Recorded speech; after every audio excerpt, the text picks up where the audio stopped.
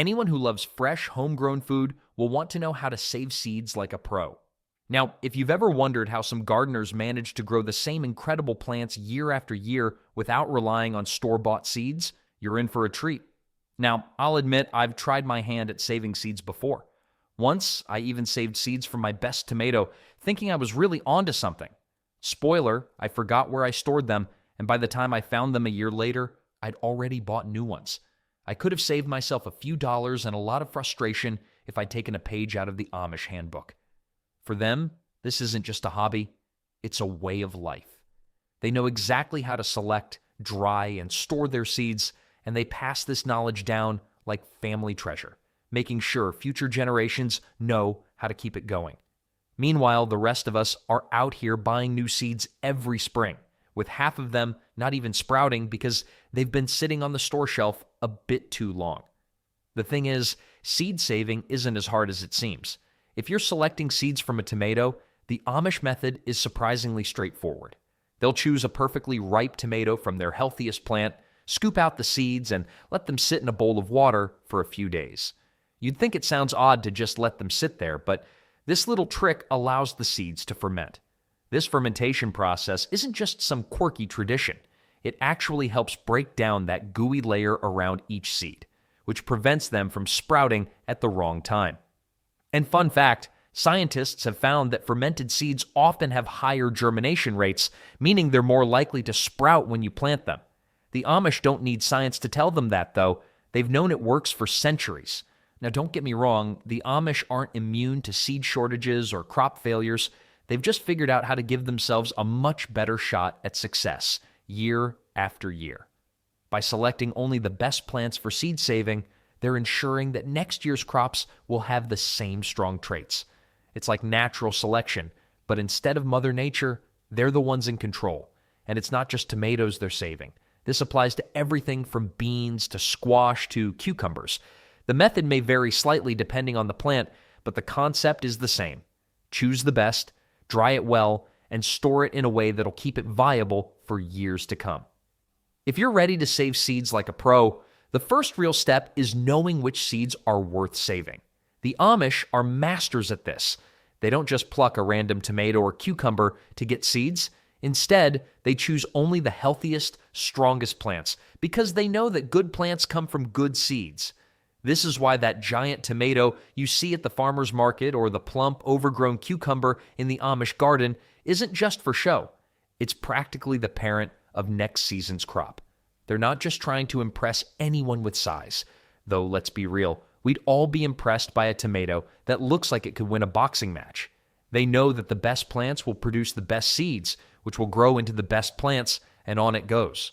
When it comes to selecting seeds from tomatoes, you want to aim for the fully ripened ones, the ones that are soft, bright, and practically begging to be eaten. If you think that tomato on your counter has a few wrinkles, a bit of overripe squishiness, and looks like it's on its way out, you've got the perfect candidate. This is because fully mature fruits have fully mature seeds, and mature seeds are what you need for successful planting next year. As for cucumbers, the story's even more interesting. Ever noticed how a cucumber past its prime starts turning yellow, almost like it's been left out in the sun too long? Well, that's exactly when you should save it. When cucumbers reach this stage, their seeds have had plenty of time to develop, and they're all set for drying and storage. So if your cucumber looks less like something you toss in a salad and more like a weapon in a medieval battle, you've struck seed-saving gold. The idea here is simple. Only save seeds from plants that show the best qualities. This is how the Amish ensure their crops stay true to type year after year.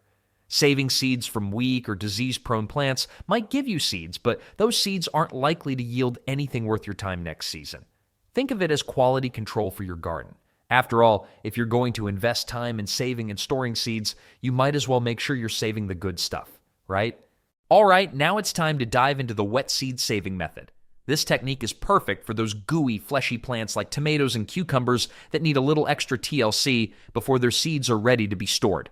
Imagine this. You're holding a fully ripe tomato. It's juicy, maybe even a little overripe, and it's practically begging you to squeeze it. But not for sauce this time. No, we're aiming for seeds, and to get them, we'll start by scooping out all that slimy, seed-filled gel right into a jar or bowl. This isn't a just rinse and go situation, though. To get seeds that will grow into healthy plants, they need a short fermentation process. For tomatoes, the goal is to separate the good seeds from all that sticky gel coating that nature has so conveniently wrapped around them. Once you've scooped out the seeds and gel into a container, cover it loosely and let it sit for about 3 to 4 days.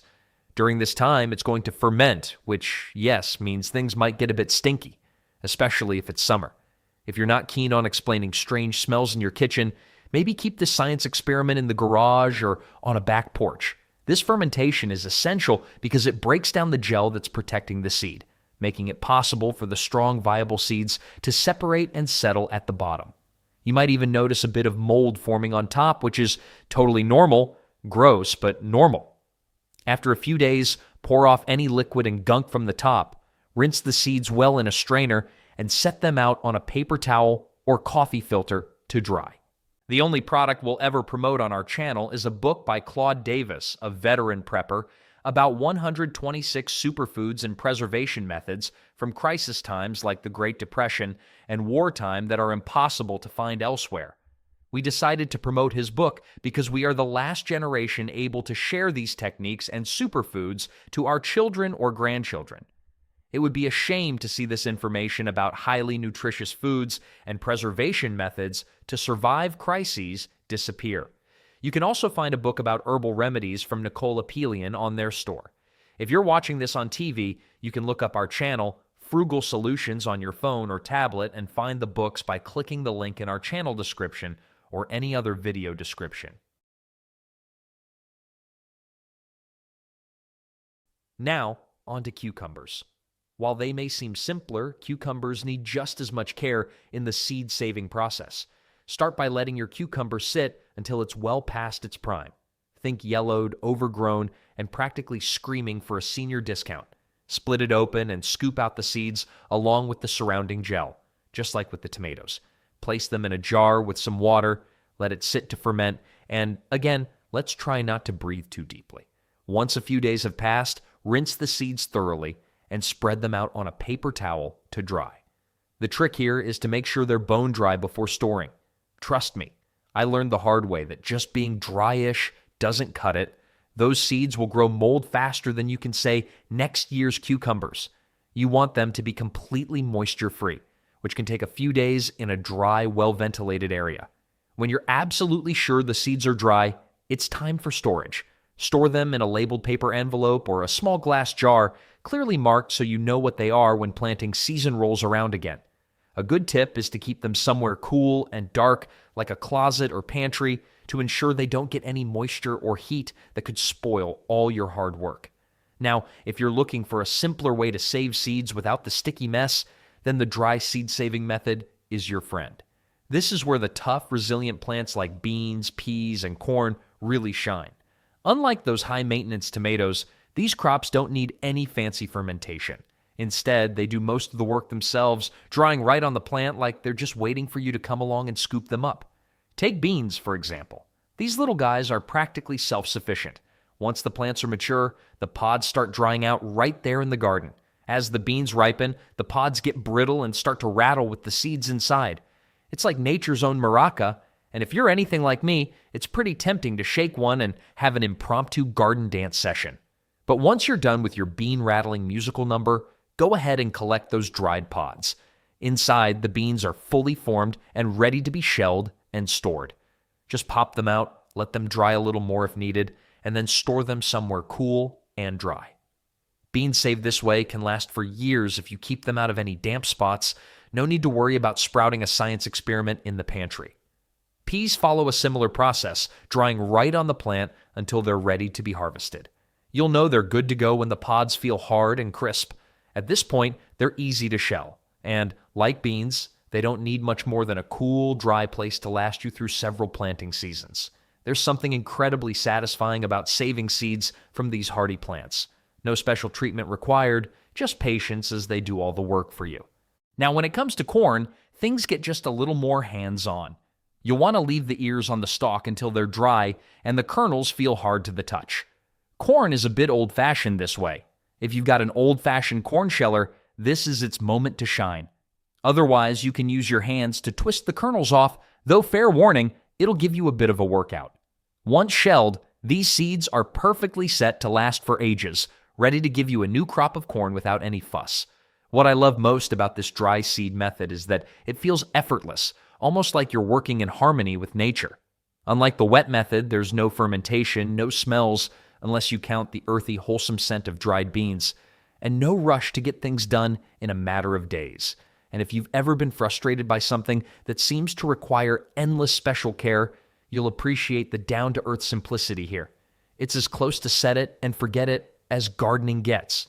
Just keep these seeds stored in a cool, dry spot, and they'll be waiting for you whenever you're ready to plant. Plus, once you start, you'll find yourself with seeds for years, maybe even extra to share. Once you've saved seeds from your prized tomatoes, beans, or corn, the real test begins, storing them in a way that ensures they'll actually sprout when you need them. Unlike most of us who might stash seeds in a random kitchen drawer, hoping for the best, the Amish take a much more methodical approach. For them, seed storage isn't just about keeping things organized. It's about planning for years down the line. Proper storage starts with the basics. Keep your seeds in a cool, dry place, ideally somewhere between 32 and 41 degrees Fahrenheit. The cooler and more stable the temperature, the better. Root cellars work wonders for this, but a basement or even a dry closet can do the trick if your modern living arrangements lack a root cellar. Just resist the urge to toss them next to your spice jars unless you want a surprise cucumber crop in your stew. Containers matter too. Glass jars with tight lids are a favorite choice because they're durable and keep moisture out, which is one of the biggest seed killers. Paper packets work as well, as long as they're tucked away in a dry, sealed container. You might even want to slip in a silica gel packet, those little packs that come with new shoes to absorb any stray moisture. It's like an extra insurance policy for your seeds, and oddly, it can make you feel pretty high-tech for a traditional hobby. For those who think the fridge or freezer could be an alternative, they're not wrong. Freezing seeds does extend their life, but it's also a bit of a commitment. The trick is that once you freeze seeds, you need to keep them frozen. Every time you thaw and refreeze, you risk reducing their viability, so if you go this route, you're committing to a deep freeze for the long haul. Now, label everything. Seriously, grab a marker and clearly mark the jars or envelopes with the type of seed and the year you saved it. Even if you think you'll remember, trust me, future you will appreciate the reminder. I once saved mystery seeds, certain I'd remember they were sunflowers. Turns out they were actually corn. Imagine the confusion when I ended up planting corn in the middle of a flower bed. It's a comforting feeling knowing you have a stash of seeds that can outlast whatever next season might bring, whether it's a wet spring, a late frost, or even a seed shortage.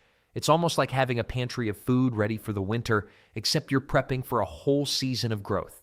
With seeds saved and stored this way, you're not just ensuring future harvests, you're building a small sense of independence, something the Amish know a thing or two about.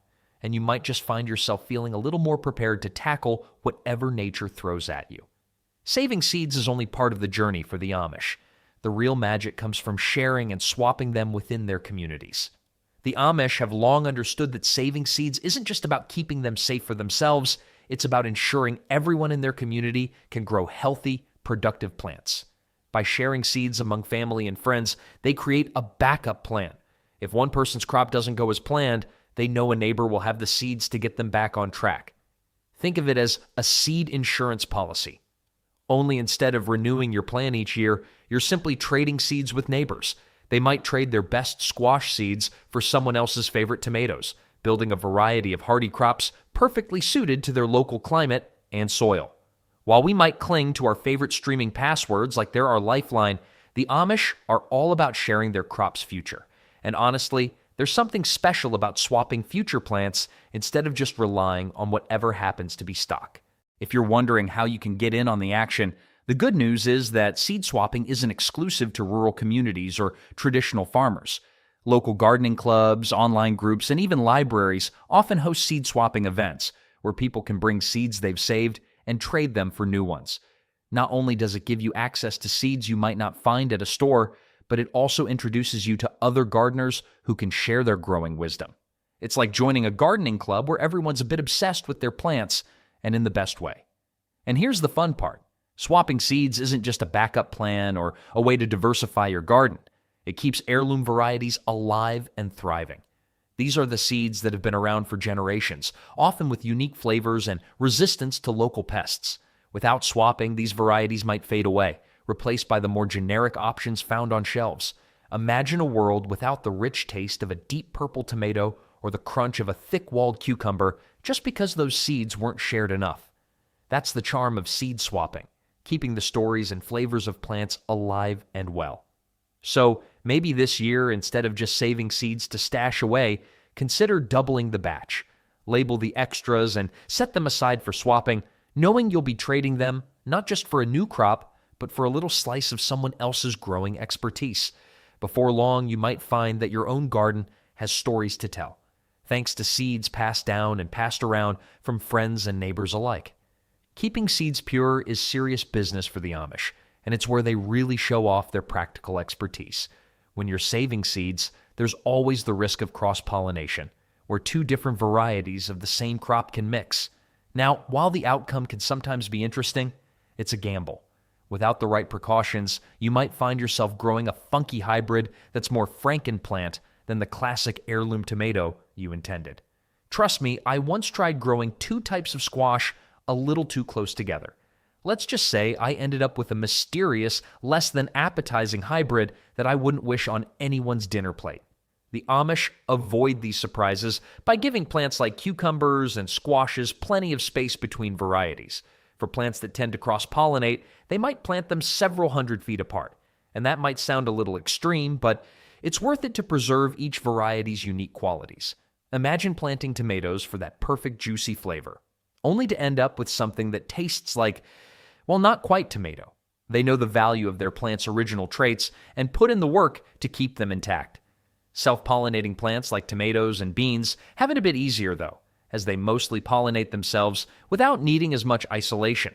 But even with these, the Amish might use natural barriers like rows of tall corn to add a little extra insurance. Row covers, if you're open to a bit of effort, can also act as a sort of privacy screen for your plants. A row cover can help you contain pollen, keeping each plant variety in its own little world. Sure, the idea of plant social distancing might seem funny, but if you want seeds that stay true to type, it's a pretty effective strategy. And here's a tip to remember. If you're growing multiple varieties of the same plant and want to save the seeds, just imagine a little buffer zone between each type. One variety of cucumber here, another a few hundred feet over there. It might seem over the top, but for the Amish, this system is a tried and true tradition that keeps their seed lines pure generation after generation. Cross-pollination can throw a real wrench in the works for seed savers who want to stay true to a specific plant's traits, but it's also a reminder of the care and planning involved in growing your own food. It's one of those areas where, if you're willing to learn from a few mistakes and maybe lose a plant or two along the way, you start to develop a real respect for the heritage these seeds carry. And when you bite into that pure, homegrown tomato that tastes exactly the way you remember, you'll know it was all worth it. Once you've taken all the time to carefully save your seeds, it's natural to want to make sure they're still good before putting them into the ground. Seed viability testing is the Amish way of checking if their seeds are up to snuff, and they've honed a few quick methods to avoid planting a whole row of duds. It's a bit like checking if a flashlight still has batteries before taking it on a camping trip. Nothing's worse than finding out it's empty when you need it. The simplest viability test they use is called the float test. It's as straightforward as it sounds. Just take a glass of water, drop a few seeds in, and see what sinks. Viable seeds should sink, while any seeds that float are probably past their prime. Floating seeds can't grow, so consider using them for a craft project if you're the sentimental type. But here's a twist that might surprise you. While this test works wonders for a lot of seeds, it's not foolproof for all types. Some seeds just naturally float, no matter how viable they are. So when in doubt, you could always plant a couple in a small pot indoors to see if they sprout. It takes a little patience, but if you're planning to devote a whole row in your garden, it's a small price to pay to avoid disappointment later on. Another approach is a mini germination test. Here, all you need is a damp paper towel, a plastic bag, and a warm windowsill. Place about 10 seeds on the paper towel, fold it up, and put it in a loosely sealed bag for about a week. In that time, some seeds should start to sprout, giving you a good idea of your batch's viability. The Amish know that nothing beats seeing tiny sprouts for yourself. It's like the ultimate thumbs up from nature that says, "Yep, we're good to go." With this little pretest, you can feel confident that when planting season arrives, your seeds will be more than ready to grow. Seed saving isn't just about guaranteeing a crop for next year, it's about passing down a legacy, like a family recipe or a well-worn cast iron skillet. The Amish understand this well, preserving heirloom varieties and safeguarding techniques that ensure each new generation enjoys the same rich harvests as the last. Just like how some families pass down a love for a specific tomato sauce recipe, the Amish pass down seeds that have been in their families for decades, even centuries. Imagine growing beans from seeds that have been saved for over 100 years. That's like inheriting a piece of history, only instead of hanging it on the wall, you get to plant it and watch it grow. Seed saving isn't just a quirky hobby, it's a commitment to preserving diversity, taste, and resilience. Over the years, large-scale agriculture has gradually reduced the variety of crops we eat, favoring those that grow fast and can withstand transportation. But the Amish, and increasingly many home gardeners, know that those supermarket-friendly traits often come at the expense of taste and hardiness. Some of the most flavorful, robust, and unique crops never make it to store shelves. They're protected through generations of seed saving, sheltered from the cross-pollination and genetic meddling that sometimes come with large-scale farming. Keeping these seeds pure preserves not only family history, but also a more diverse food supply. On a personal note, learning these Amish seed-saving techniques has been a bit of a revelation. It made me realize that gardening isn't just about what I can grow this season. It's about what I can grow for the next generation, and the next, and so on. When you save seeds, you're planting the possibility of sharing these plants with your children and grandchildren. Instead of passing down gadgets and dusty trophies, seed savers are handing off living traditions, plants that have nourished the family for years. It's a lot to consider, but there's something grounding and simple about the idea, too. A seed, given the right conditions, will just keep growing. Hopefully, by now you're feeling inspired to try your hand at seed saving. It's more than just a way to grow your own food. It's a way to connect with nature, save money, and be part of something much bigger than ourselves.